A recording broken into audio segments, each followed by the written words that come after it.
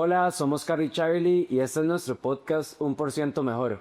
Hoy tenemos de invitado a nada más y nada menos que Avi Maril, director no solo de RE/MAX Perú, sino también de Goque. Entonces, Avi, más bien muchísimas gracias por ser parte del episodio, gracias por estar aquí con nosotros.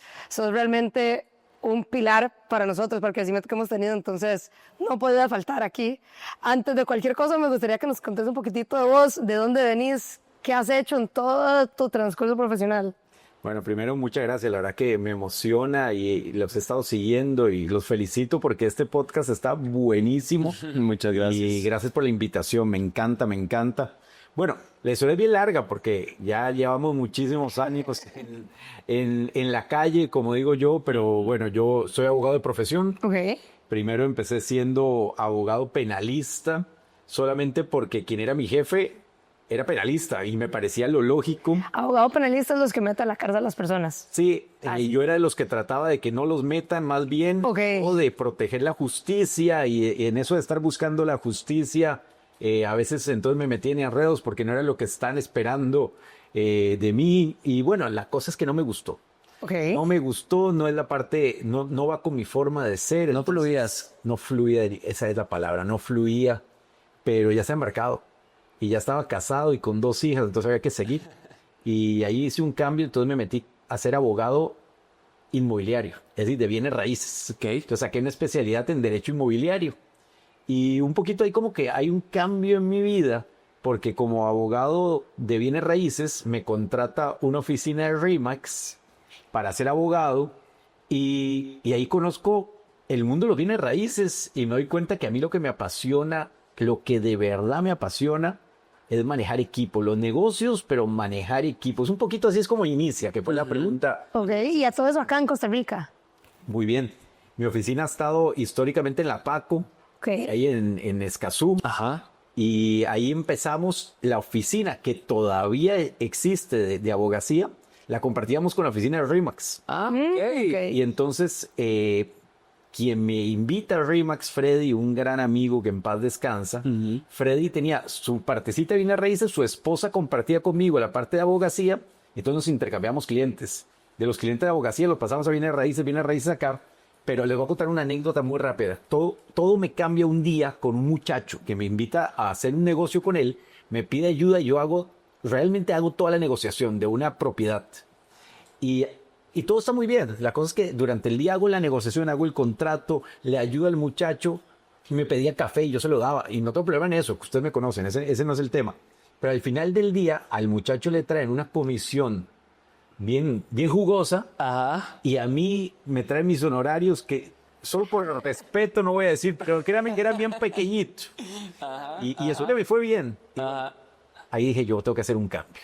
Tengo que hacer un cambio y ahí me fui yendo más a los negocios. Ok. Un poquito por ahí va. Pero sí, en Costa Rica la pata. Ok, entonces eso fue lo que comenzó a despertar adentro de vos, como esas ganas de, bueno, yo creo que yo no estoy solo para esto, yo estoy como para algo más. Y poco a poco te fue llevando, te fue encarrilando, ¿hasta qué punto? ¿Hasta dónde llegaste después de eso? Wow, qué pregunta, porque insisto, ha sido un caminar que yo siempre, lo que digo es, lo que yo más puedo enseñarles es por dónde no andar. Total. Ok. Y lo único que he hecho más que muchos es que me he levantado una vez más de las que me he caído. Claro. Pero ¿por qué te digo esto? Porque los primeros negocios que hicimos fue un restaurante. Alquilábamos unos equipos para salones de belleza. Tuvimos la representación de una heladería de TCBY en Avenida Escazú. He pasado De TCBY, qué rico TCBY. espectacular. Demasiado rico. Pero ahora solo los venden en los supermercados, en cenas así. Y delicioso también. Sí, buenísimo. Sí. Pero- Sí. Resulta que la heladería de TCBY la teníamos en Avenida Escazú, que hoy día es un bombazo, pero nosotros fuimos el primer local. Cuando ahí todo. Cuando no era nada que estaba, yo creo que hasta la Universal estaba ahí, que era como Exacto. una propiedad grande y no había nada construido. Qué buena memoria. Y no se movía todavía, y los apartamentos todavía no se vendían.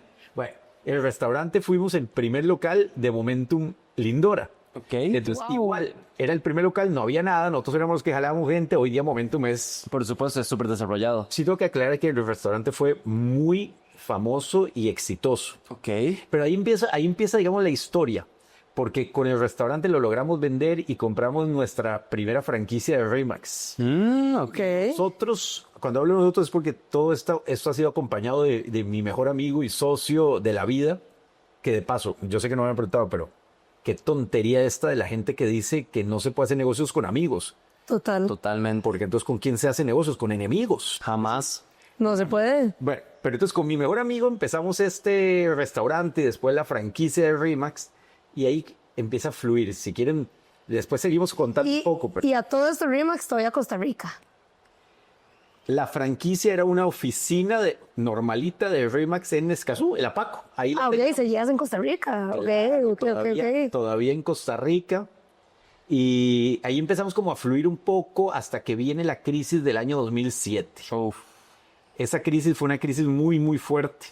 Ustedes creo que seguro tenían... Estábamos pequeños, pero no Oye, repasamos un poquitito, claro. Pero 2000, ¿cuántos años tenían? 10 años. 10. Sí, 10, 11 años. 11, sí. Y cuando yo ya sentía, Caro, Charlie, cuando yo ya sentía que todo se había acomodado, fue que llegó esa crisis. Después de mucho andar, se me fue todo el piso, pero de caída libre. Claro, es que la crisis fue inmobiliaria. Y vos estabas en el mundo inmobiliario. Crisis inmobiliaria, buena observación. Crisis inmobiliaria, yo estaba con una oficina de bienes raíces. Mi oficina de abogacía era de bienes raíces. Y lo pequeño que íbamos ganando, hicimos unas inversiones en Playa Naranjo. Que De bienes y raíces. claro, que se suponía que todo iba para allá. Y nunca nada fue para allá. Y el restaurante también se fue para abajo porque la crisis le pega a todos el bolsillo. Por Claro. supuesto. Y entonces cuando ya sentía yo que estaba tomado, otra vez se me fue todo para abajo. Y es ahí donde tomamos la decisión de embarcarnos en aquel momento a Perú. Mi Ok. esposa es peruana Ok.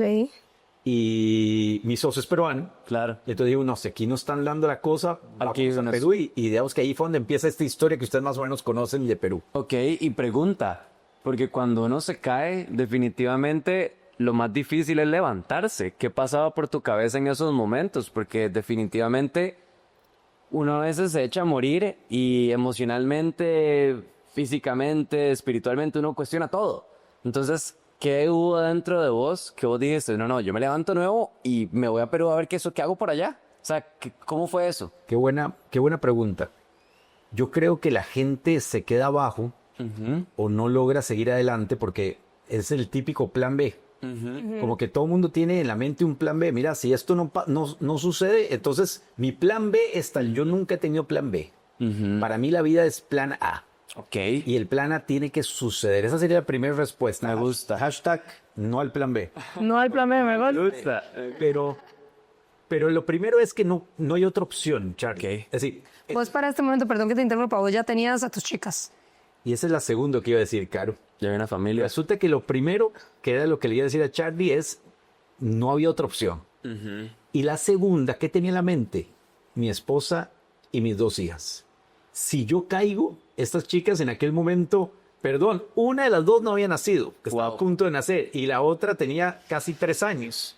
Sí, Si wow. el papá cae y se echa a llorar, Sí. ¿qué pasa con ellas? Totalmente. Entonces, yo diría que esa es la respuesta. No al plan B, pero siempre tenés que tener un propósito más grande que la situación que te está pasando. Sí, Y mi total. propósito en ese momento eran mis hijas y mi esposa. Y por eso hay que seguir avanzando. No hay otra. Sí, no, y creo que eso que acabas de decir, de no tener un plan B, es demasiado importante. Porque hay muchas personas que nada más andan por la vida, "Sí, voy a intentar esto, pero si no, tengo esto otro que no pasó nada". Es decir, siempre están adentro de esa zona de confort. Entonces creo que eso que vos decís es, pues siempre más bien al revés, estar afuera de la zona de confort, porque es ahí donde uno crece. Y darlo todo, Y da- todo o nada. Exacto, hasta morir, hasta que ya literalmente ya no tenga fuerzas, ya no tenga nada, ahí voy a seguir. Y creo que eso es algo muy importante y creo que las personas hoy por hoy, si no les fluye a la primera, a la segunda, a la tercera, ay no, esto ya no funciona y me voy con mi plan B. Entonces, creo que eso es importantísimo de resaltar y de admirar, porque la persona que se cae, no importa cuántas veces se caiga, lo más importante es cuántas veces se levantó. Y ok, eso fue en el 2007, 2008, digamos. 2008. Ok, y se van a Perú. ¿Físicamente se van o abren como... Qué buena. Están fuertes las preguntas, pero no. físicamente no nos fuimos a Perú. Ok. Nos fuimos a abrir el negocio por ahí del noviembre del 2008. Ok. Y tomamos la decisión que mi socio que había venido a vivir a Costa Rica a gerenciar el restaurante se devuelva, porque naturalmente es su país. Claro. Entonces él se casó con mi mejor amiga y que de paso es un tema bien curioso porque yo me caso con una amiga de Alan, Ajá. él se casa con una muy buena amiga mía. Resulta que una es de Perú y la otra de Costa Rica. Sí. Las dos se llaman Vivi. Y si yo les contar a ustedes ya la conocen, entonces no vale la pena, pero si le preguntar a cualquier persona, ¿y cómo realmente se llama una Vivi? Todas van a decir Viviana, pero resulta que las dos se llaman Vivian. Cero común. O sea, Algo pues chances. extraño, pero bueno, esto por si acaso alguien que nos esté viendo sabe de un psicólogo que nos pueda tratar. Pero bueno, la cosa es, tomamos la decisión de que él vaya, yo voy a ayudarle durante unos meses a abrir. Caro, Charlie, ahí empieza una travesía muy, muy interesante en mi vida. Un reto. Me voy a un país que no conozco, Claro. que conocía porque había ido un par de semanas, pero Claro, claro. a un lugar donde al extranjero no lo querían tanto en aquel tiempo. Ujú. Y abrir una transnacional que no era conocida. Todo cuesta arriba. ¿Saben qué? Se lo voy a resumir. Duramos 2 años en que toda la gente que entraba se iba. Entraba, se iba. Al cabo del año nos robaban a todos. Wow. Pero así fueron durante más de 2 años. Increíble. ¿Y cómo se mantuvieron? O sea, ¿cómo? ¿Cómo esa chispa no se apagaba? Ajá. Literalmente, porque yo creo nuevamente, si uno hace algo 1 mes, 2 meses y no ve que fluye, el común denominador bota la toalla. ¿Cómo ustedes seguían y le seguían metiendo? Le voy a contar algo. Nosotros habíamos invertido lo que teníamos de la venta del restaurante. Todos los ahorros. Todo. La venta del restaurante, nosotros fuimos socios de un porcentaje pequeño, no era nuestro. Ajá. Entonces tuvimos, cuando vendimos, que pagarle al inversionista, pagar las liquidaciones y con lo que nos quedaban compramos la franquicia. Wow. O sea, quedaron tallados. No, talladísimos. No quiero ser dramático porque siempre hemos tenido familia que nos ayuda, pero nosotros estamos muy tallados. Y había una cláusula que decía que si después de un tiempo nos echamos para atrás, nos devuelven un porcentaje de la franquicia, de la inversión. Hubo momentos que lo pensábamos, pero vuelvo a lo nuevo, de nuevo a lo mismo, no al plan B. Si nuestro objetivo era abrir la franquicia en Perú y teníamos que lograrlo, sea Sí o sí. como sea. Esa era la meta. ¿Cómo nos manteníamos? Bueno, yo todavía estaba ejerciendo como abogado. Ok. Alan sí tenía un sueldo. Ok. Creo que todavía no se había casado. Creo que en el 2013 se casa él. No estoy seguro, pero me parece que fue en ese año. Entonces todavía no tenía tantos gastos. Vivía con la mamá. Yo todavía tenía la oficina. Y entonces con eso nos manteníamos a flote. A poquitos, a poquitos. Hasta que sucede como casi a los 3 años que aparecen unos líderes diferentes que creen en nosotros. Pero esos diferentes más por la forma de ser y por su lealtad. Ellos se montaron al barco, Y confiaron. confiaron y pase lo que pase seguían. Y eso es muy importante. Contar con un equipo que te apoya al 100% y que confía y que vos puedas confiar. Claro. Es ahí donde hay un giro, digamos, a los 3 años. Ok. Sí, de hecho hace unos episodios estábamos con Ale Corrales, vos lo conoces, y hablábamos de eso, y hablábamos de lo importante que es tener buen liderazgo en la vida y que llegan ciertas personas que lo marcan a uno y que hacen que uno logre exponenciar su crecimiento. Ale hablaba en su momento que él hubo un chico, me parece que era el jefe, o alguien que para él fue el pilar que lo hizo ser quien es hoy. Y va por ahí, va de encontrar a esa persona y que crea en uno, que confíe en uno y que a veces desconfía hasta más que uno mismo. Sí, yo pienso que en mi caso, digamos, yo no tuve una persona que confiara en mí, tuve un grupo que confiaron en nosotros Ajá. y que creyeron en nuestro objetivo. Aún así con ellos, me salté una parte muy importante porque hoy es nuestro tercer socio. Quien compra la primer franquicia en Perú, se llama Maximiliano, un tipazo y gran amigo. Ok. En un momento histórico, cuando empezamos a crecer, necesitamos una inyección de capital que no la teníamos. Y él entonces entra como socio y hasta hoy es el dueño de la primera oficina y además es socio nuestro. Eso también fue muy importante. Claro. Este primero que sí estuvo con nosotros, mientras todos se iban, él seguía. Y eso fue bien importante, pero ¿saben qué sucedió un poquito después para ir adelantando? Que cuando todo se iba cayendo, entran estos ahí me doy cuenta en un momento en mi vida que me estaba haciendo me estaba haciendo falta una parte muy importante, que es tener una misión en la vida. Ok. Yo les acabo de contestar, ¿qué me mantenía a flote? No al plan B, mis hijas y mi esposa. La familia. Pero eso no es una misión. Eso no Me hay, hacía falta, no hay otra opción. me hacía falta un porqué. Claro. Y en un momento llevo una certificación de coaching Ajá. y en esa certificación me doy cuenta de lo que de verdad me apasiona. Y ahí me di cuenta que mi misión es apoyar a que la mayor cantidad de gente posible salga adelante. Y desde ese año, en el año 2016, todos los días me despierto con la misión en la mente, apoyar a que la mayor cantidad de gente posible salga adelante.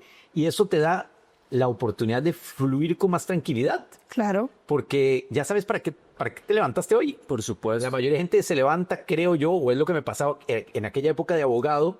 Yo me levantaba a ver cuándo sonaba el teléfono o el WhatsApp, o en ese tiempo no había WhatsApp, que estoy hablando, el BlackBerry, era el que ping, sonaba. ping, Pip, ping. pip. Y a ver qué pasaba, el correo. Desde ese momento me levanto ya sabiendo a qué voy, no ¿Y cómo? esperando que venga. Ya está claro. Ya está claro. Qué increíble. Y bueno, Eso fue en el 2000. A ver, vamos adelantando un poquito. 2013. ¿Logran salir adelante En el 2016. en el 2016? Ok, eso fue en el 2016. Entonces, En el 2013, vos vas bien es el coaching. Vos vas bien, digamos, en el proceso. 2013 es cuando ya logramos poner a flote la empresa, no salir adelante. Tener este grupo, por ahí del 2015 hago lo del coaching, 2016 salimos adelante, por eso dije 2016. Ok, contanos del 2016. ok. A todo esto, ustedes tenían un equipo. O sea, ¿cómo funciona ese tema? ¿Ustedes crean equipos dentro de la franquicia o cómo? Sí, buenísima pregunta. Para el año 2016 pasan muchas cosas, no me quiero meter en este mundo exacto de la franquicia, pero pasan muchas cosas. Si hablas con Alan, te va a decir que él hizo un cambio en el software totalmente, porque él es el que se encarga del back office de nosotros. Que ese fue el cambio. Si hablas con Max, dice que como él es muy carismático, lo que pasa es que empezamos a tener más relación con la gente. Y si hablas conmigo, que es lo que está sucediendo hoy, entonces aprovecho, ahí armamos la Universidad de Remax. Ok. Y yo estoy convencido que todo empieza con la educación. Todo propósito que tengas, después tenés que capacitarte. Por supuesto. Ese fue el primer cambio. Hicimos la universidad y empezaron las dos primeras personas que creyeron en mí en ese propósito de la universidad, que hasta el día de hoy siguen con nosotros. Pero para contestarte tal cual, Es una mezcla de todo. es una mezcla de todo, pero tal cual para la respuesta en sí es, yo creo que el propósito final de un líder tiene que ser duplicar liderazgo. Ok. Y a partir de ese año empezamos a duplicar liderazgo. Y hoy día tenemos una cantidad enorme de líderes. ¿Y como cuántos? Si se puede saber, como cuántos aproximadamente. En Perú, hoy día tenemos 141 oficinas abiertas. Wow. Siento que me digo oficinas, no personas. Es decir, 100 personas. ¿Y cuántas personas? 41 oficinas que la lideran al menos una persona, pero en muchos casos hay 2 o 3 líderes por oficina, Ok. que se llaman brokers. Ok.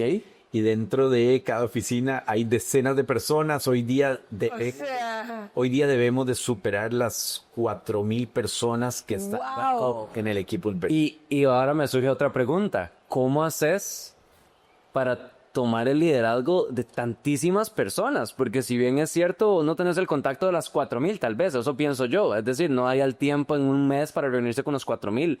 ¿Cómo vas dando esos pasitos para que no se pierda el liderazgo en la academia y en todo lo que se está haciendo? Bueno, como nosotros somos una franquicia, Ajá. cada oficina Tiene sus líderes. es un franquiciado. Ok. Es un franquiciado y ellos manejan sus equipos. Pero la respuesta en sí, que sería lo que yo les recomendaría a todos, la función del líder, y lo dije ahorita, es duplicar. Sí. Duplicar totalmente. Y cuando te duplicas, tenés que empezar a confiar. Y es confiar en el liderazgo de ellos. O sea, delegar. Delegar tiene mucho que ver con Ajá. en ese momento vamos a confiar, porque yo no delego porque ellos son líderes de su propio equipo. Ok. Yo confío que ellos están haciendo lo mejor. Es una parte bien difícil del liderazgo. Durísimo. Porque todos creemos que nosotros siempre vamos a hacer mejor las cosas. Claro. Y no. Y entonces Siempre primero es cierto. soltar. Ujú. Y después de eso estar en comunicación con los líderes. Sería la respuesta para manejar equipos grandes. Vos confías en el liderazgo de ellos y después te mantienes en comunicación con ellos. Si de vez en cuando puedes hablar con los agentes o asesores de ellos, buenísimo. Pero realmente es con los líderes que Con los líderes. tienes que mantenerte en contacto. ¿Y cuántos líderes tienen los 181? ¿Es? 100? No tengo el número exacto, 140. pero mínimo son 180. 180 líderes, que es como un representante para la oficina, digamos, pesos más, pesos menos. Ok. Volvemos a la línea del tiempo, 2016. ¿Qué pasa después de eso? Empiezan ahí sí a crecer exponencialmente. Vos viviendo acá, ellos viviendo allá. Sí, yo todavía vivía acá. En ese momento no teníamos tantas oficinas. Para ese momento estamos hablando de unas 60 oficinas en el 2000. Igual es un montón. Sí, 60 oficinas. Ahí empezamos a crecer exponencialmente. Y yo llevaba muchos años con todo el cariño a mis amigos peruanos, pero los peruanos me decían, no te vengas a vivir a Perú, porque en Perú puede pasar lo que sea, vos no sabes. Y eran los peruanos que me decían que no lo haga. Mi esposa peruana, obviamente ella feliz de estar con la familia, aunque ella estaba acomodada en el país, pero ella feliz de estar con la familia, Claro. pero los peruanos me decían que no. Y yo, bueno, dale, largas. En el año 2019 tomamos la decisión de mudarnos a Perú. Con tu esposa y tus hijas ya grandes en ese momento. Vos decís esposa, hijas, el muebles, la perrita. Mudamos absolutamente todo, cerramos la casa y nos fuimos para Perú. Wow. Espero que Contra todo pronóstico, contra todo lo que la gente te decía que no. espero que para este momento mi esposa ya no esté escuchando el podcast, perdón, pero la verdad es que yo le digo que yo le hice caso y en mi cabeza era que iba a ser algo diferente. Lo único que digo yo, qué dicha que le hice caso fue que no vendimos la casa. Aquí en Costa Rica. Claro, yo lo que pensaba era unos meses después, ya ella está acomodada en Perú, se va a olvidar de la casa y la vendemos.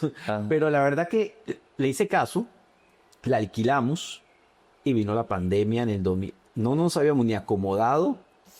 Y quedaron encerrados en Perú. Y Perú fue uno de los países más fuertes, ¿no? En Latinoamérica fue el más El más fuerte, sí, recuerdo. Fue un encierro militar. Wow. Y bueno, pero volvamos a la línea de lo positivo. Pero ahí nos vamos de nuevo a una caída libre fuertísima. Por supuesto. Para ese momento, para que vayamos en la orden, teníamos 92 oficinas. Ok, 2019. Y la pandemia me imaginaría que hizo que cerraran ciertas oficinas. ¿O qué pasó? Qué buena pregunta, pero me salté algo muy importante. Cuando tomamos la decisión de mudarnos, Ajá. después de 10 años de estar analizándolo, y yo no soy tan analítico, ustedes saben, pero era un cambio bien fuerte. Y la mayoría de gente te decía que no. Y los peruanos me decían que no. Y tomamos la decisión de mudarnos y justo pasa algo muy increíble. Vamos a la convención a Las Vegas y nos premian el premio más importante de toda la franquicia a nivel mundial. Wow. Quedamos como la región global del año. Y entonces yo llamé a Vivi, videollamada ahí en el escenario, a mi esposa y le digo, ¿ves? Esto es una señal de Dios de que hicimos bien. Volvimos a Perú después de la convención y ahí empezó la pandemia. No. Wow. Sí, de estar aquí a estar aquí. Otra vez. Una vez más. Año 2007, Claro. cuando yo ya sentía que estaba en lo más alto, que los negocios, que la oficina, que todo, Dios me vuelve a mandar una señal en el 2020 que hoy la veo muy clara. Pero en aquel momento yo decía, wow, otra vez, de sentir que estamos en el top, caída libre. Y de la noche a la mañana, así tal cual. Literal. A ver, te lo voy a poner peor. No es de la noche a la mañana, es de montarme en un avión a Las Vegas, aterrizar. Porque Chávez, ahí pasó todo. Sí. En ese vuelo sucedieron todas las noticias de la pandemia. Wow. Cuando aterrizamos es cuando todo el mundo está hablando de pandemia. Y nosotros habíamos escuchado algo de un chinito, pero no habíamos escuchado nada antes de... Sí, de que se iba Obvio. a desatar. Así. Wow. Wow. ¿Y qué pasa en ese momento? ¿Qué pasa? Empieza una pequeña odisea en mi vida. Ok. Que nuevamente resulta que nuestras cosas todavía no habían llegado a Perú y todas las cosas quedan en alta mar No. pagando, hoy día se los puedo decir, se paga un montón de dinero el bodegaje en alta mar. Simplemente porque está en el barquito ahí. Exacto, y vos no tuviste nada que ver. Claro, es que iba en barco. Claro, y no permitía que entre a tierra. Uf. Y ustedes que pague en plena pandemia. Y tampoco de vuelta. Y no se podía volver. No había nada que hacer. Solo esperar y ver cómo seguían mandándote la factura. Bueno, quedé encerrado en el apartamento de mi suegra. Un apartamento que es para 4 personas, vivían 2, pero para 4 personas quedamos encerrados 6. Oh, Pero también fue mucho aprendizaje. claro. Y sí, la respuesta, porque me desvié, hubo oficinas que cerraron, pero sobre todo nosotros nos cerraron el negocio. En Perú no nos permitían vender propiedades por 4 meses. Wow. Fue muy fuerte. Qué increíble. Yo creo que nuevamente en esos momentos es donde uno más aprende. Al día, en ese tal vez ese preciso momento no entendías por qué pasaba esto, por qué si en el 2007 te había pasado, por qué volvía a Porque otra vez, o sea, como Uno se puede, la parte mental, exacto. uno se podían cuestionar todo de por qué otra vez todo se me derrumbó. Pero ahora tenías un propósito. Ahora tenía un propósito, no, Claro. no tenía plan B, porque en menos encerrado ahí ya no queda otra. Y en otro país. En otro mes, ¿saben qué pasó? Que para poder mantener mi propósito, que es ayudar a que la mayor cantidad de gente pues salga adelante, lo único que encontré fue una pantalla de mi computadora, de la laptop, la prendí, abrí y empecé a lanzar y lanzar y lanzar webinarios desde las 8 de la mañana hasta las 6 de la tarde. Yo lanzaba, le pedía a otros que vengan conmigo, hacíamos clases de ejercicios en la mañana, de cocina en la tarde. Es real la historia. Estuvimos, no crean que empezó al principio, fue como a 2 semanas después de estar encerrado, que ya entendí yo que nos vamos a quedar ahí. Porque al principio yo le decía a mis socios, no, esto va a durar 2 días, no, esto es una semana. Cuando yo entendí, estamos ahí, prendí la computadora y Que tomar acción. pero hacíamos aeróbicos, tomábamos vino juntos en la noche con todos. Con la fuerza. Con la fuerza del equipo, es decir, con todo el equipo nos Claro. dábamos Visual. cientos de personas Wow. a tomarnos un vino en la noche juntos. Porque cuando uno tiene el propósito claro, me estoy poniendo en ese momento en mi papel de líder. De líder. de ese entonces. Totalmente. Ese me venía en la cabeza. Más, lo único que se me venía a la cabeza es, hay una persona que está sola en su apartamento, que no tiene la familia que tengo yo. Hay una persona que no tiene la comida que tengo yo. Que no tiene el conocimiento. Hay una persona que no tiene el conocimiento. Hay una persona que tiene a alguien fallecido. Todo eso es lo que yo me levantaba todos los días, apoyar que la mayor cantidad de gente posible saliera adelante. Y por eso lanzábamos y lanzábamos. Pero bueno, me volví a desviar. Realmente fue una gran experiencia esos meses. Que me llama la atención lo que decís de tu rol dentro de la vida de todas estas personas, porque uno de tus fuertes principales es el liderazgo, el desarrollar equipos, y eso es vital, en momentos de crisis poder hacerlo. Qué difícil, o sea, porque es reinventarse, o sea, en aquel momento, ya hoy en día Zoom es casi que cuestión de todos los días, pero en aquel momento no. O sea, en aquel momento la parte virtual se usaba, pero poco.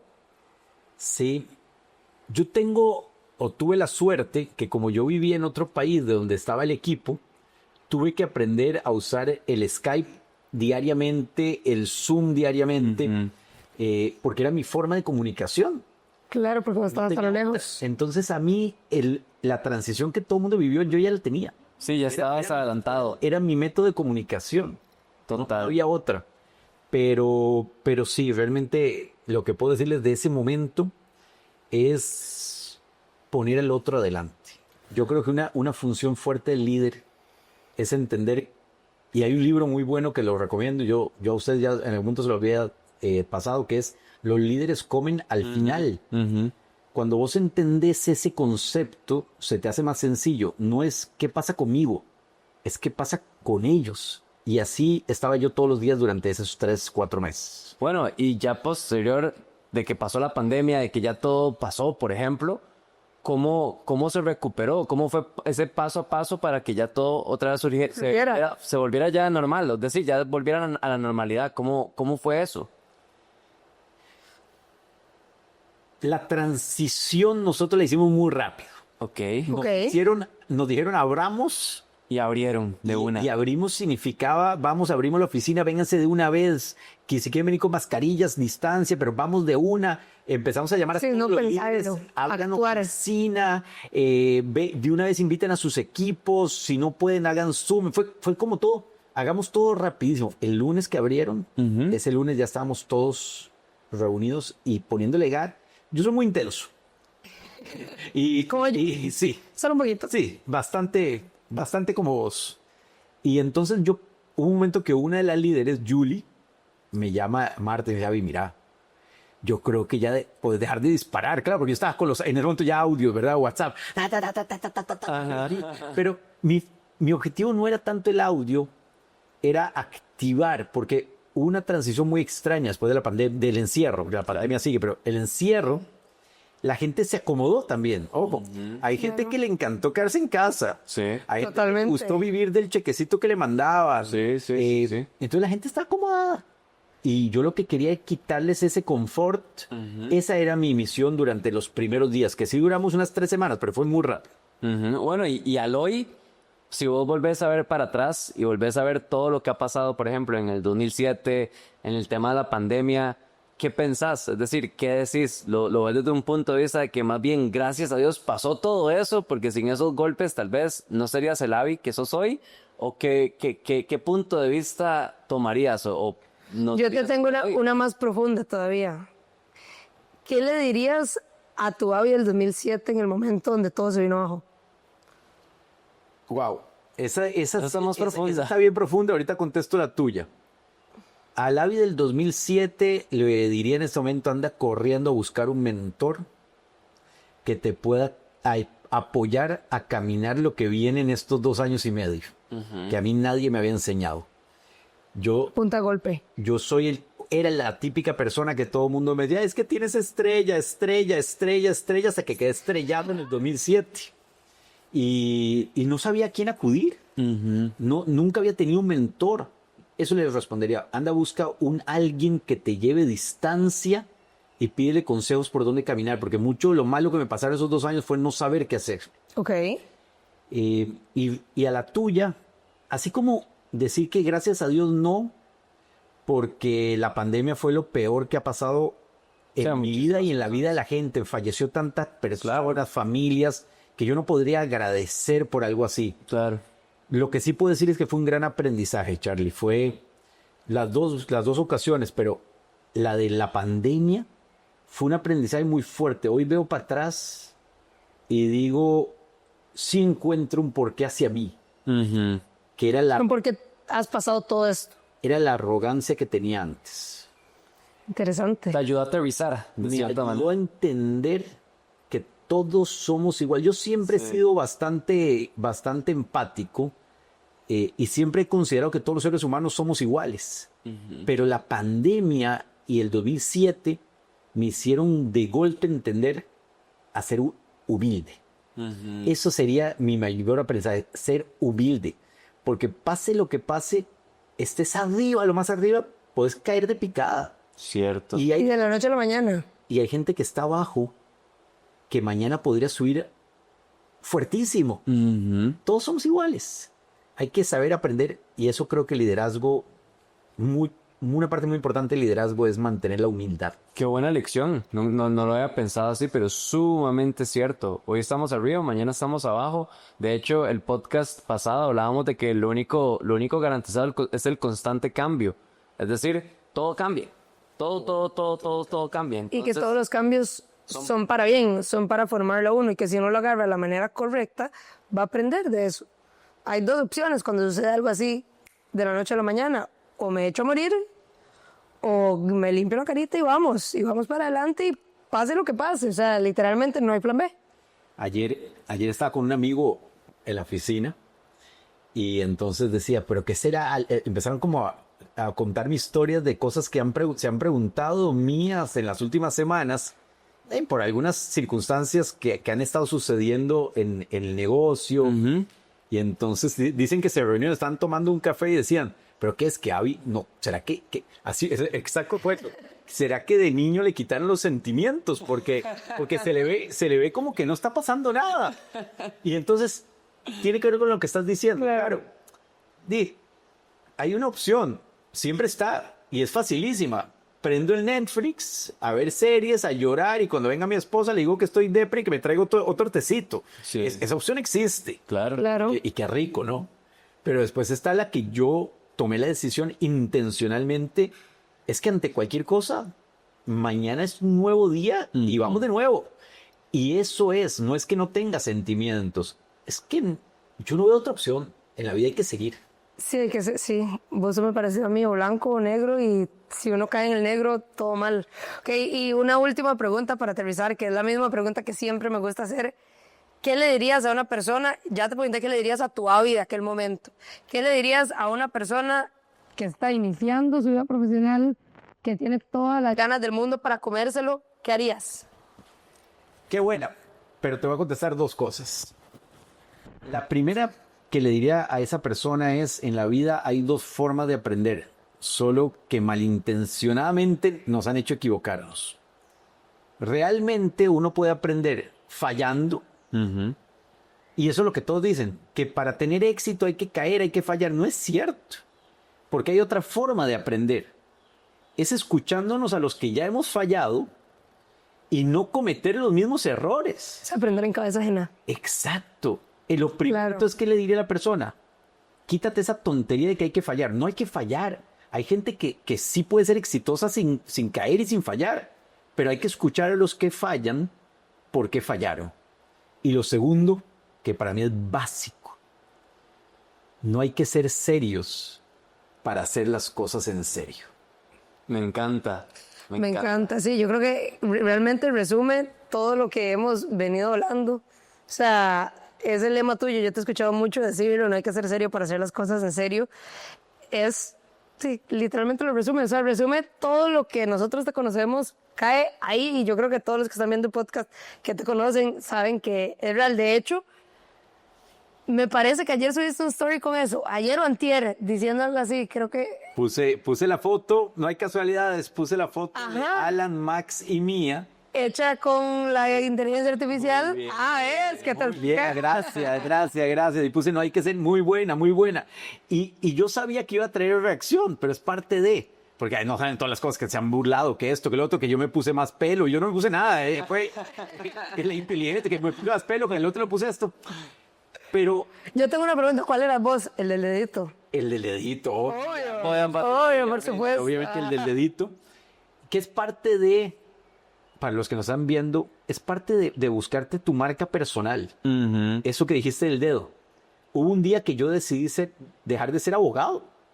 Y el día que dejé de ser abogado, que por cierto, mis amigos abogados son súper exitosos, no quiero decir nombres de bufetes, pero créame, de Costa Rica, todos los bufetes más conocidos tienen o de director o de socio a uno de mis amigos de la Universidad de Costa Rica, se los aseguro, ¿ok? De la UCR, el que se te venga a la cabeza. Y un día yo decidí salirme de ese saco. Y es importante para los que nos están viendo. Uno tiene que encontrar qué es lo que le apasiona, lo que lo mueve, sin importar lo que haya sucedido. Lo importante es lo que va a suceder. Y un día decidí salir con mi dedito en Instagram. Y ahora es legendaria. No, y claro, y la burla y todo, pero... Y hasta la fecha. no, El dedito del éxito. dedito el éxito. Caro, y ya para que ustedes cierren, digamos, el podcast, que de nuevo estoy muy agradecido. Hay algo que me llama la atención del podcast de ustedes, que es lo del 1%, porque es parte de lo que yo le recomiendo a la gente. Siempre cuando empiezo a hacer coaching o mentoría con alguien, el primer libro que les invito a leer es Cómo ganar amigos e influir sobre las personas. Pero el segundo es El efecto compuesto.